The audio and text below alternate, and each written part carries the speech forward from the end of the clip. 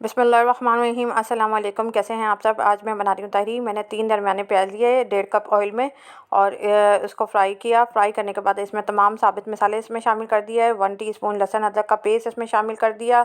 टमाटर और हरी मिर्चें इसमें मैंने शामिल कर दी।